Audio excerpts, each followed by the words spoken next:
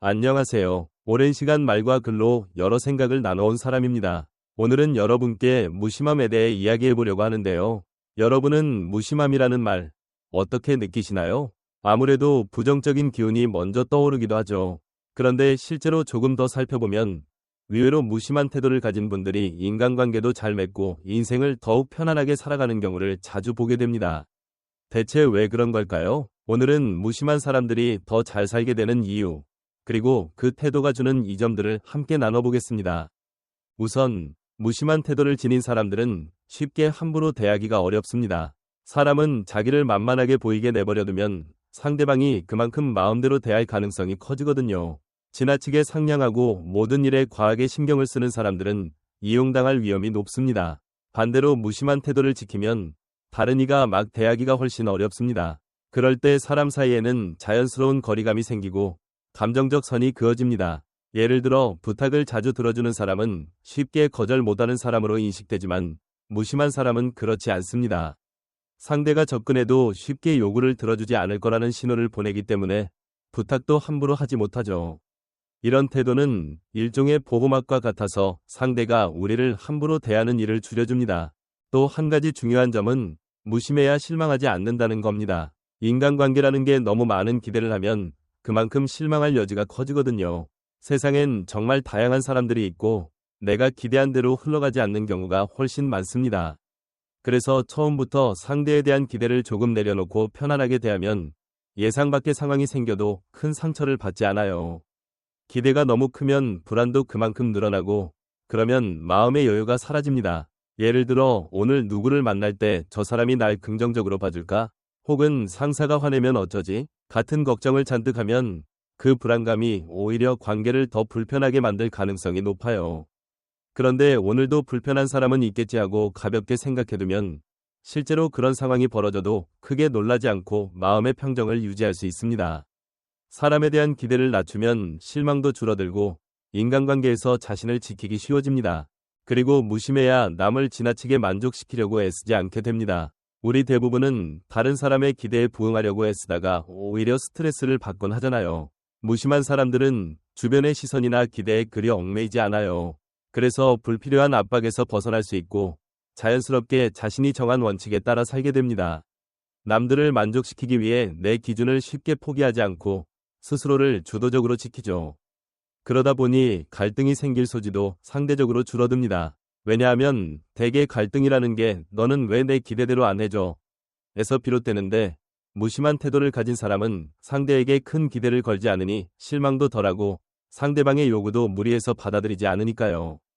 이런 태도는 오히려 더 많은 존중을 얻게 해줍니다. 사람들이 흔히 착하고 다정한 사람보다 적당히 무심한 사람을 더 쉽게 함부로 대하지 못한다는 얘기가 있잖아요. 실제로도 너무 호의적이면 어느 순간 그 호의가 상대에게 당연한 것처럼 여겨져서 점점 요구가 커지고 부담스러워질 수 있습니다. 하지만 무심한 사람은 자신의 한계를 분명히 알고 감정적으로 휘말리지 않습니다. 예를 들어 직장에서 상사가 과도한 업무를 맡기려 하면 무턱대고 받아들이지 않고 자신이 감당할 수 있는 범위를 정확히 말합니다. 처음엔 조금 냉정해 보일 수 있지만 오히려 그게 장기적으로는 더 신뢰를 얻는 방법이 되기도 하죠. 인간관계 전반에서 내 가치를 보여주고 선을 지키면 상대도 나를 존중하게 됩니다. 또 무심한 사람들은 억지로 사람을 사귀지 않습니다. 사람 사이의 불편함은 서로 맞지 않는 부분을 억지로 억눌러가며 친해지려 할 때 커지거든요. 마치 견과류 알레르기가 있는 사람에게 견과류를 권할 수 없는 것처럼 나와 너무 안 맞는 사람과 억지로 잘 지내려고 하면 오히려 스트레스가 쌓입니다.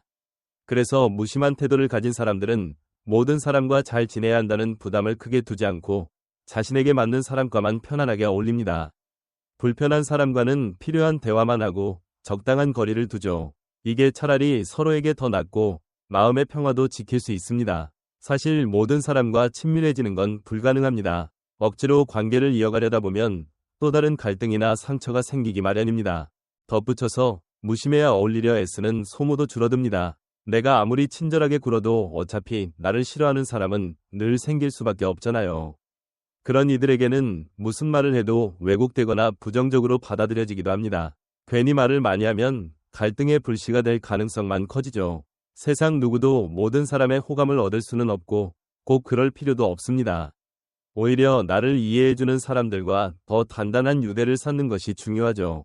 그리고 인간관계를 좀 더 냉정하게 바라보는 태도도 필요합니다. 사람 사이엔 당연히 정이 있고 그것 자체가 나쁘다는 건 아니지만 잘 맞지 않는 관계를 억지로 이어가다 보면 매몰 비용의 오류에 빠질 수 있습니다.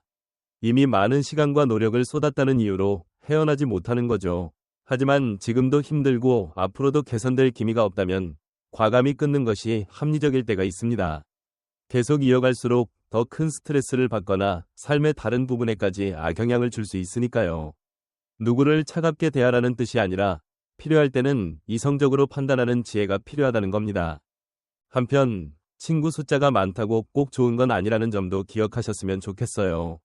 전화번호부를 가득 채워놓아도 실제로 자주 연락하고 진심으로 통하는 사람은 얼마 없잖아요.